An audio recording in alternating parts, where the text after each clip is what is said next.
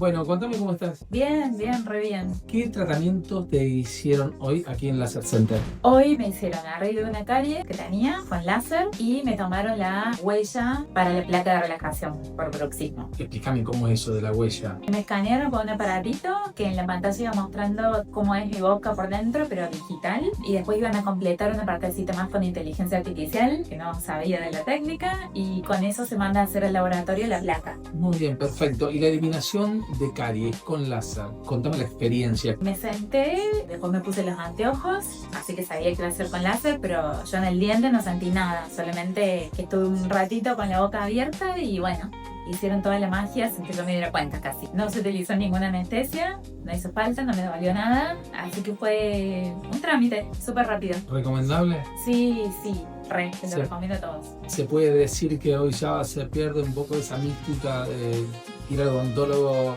genera un trauma, genera un dolor. Tal cual, sí. De hecho, como que me vinieron recuerdos y digo, wow, qué diferente que es como era antes. Así que sí, re. Genia, me encantó. Ay, gracias.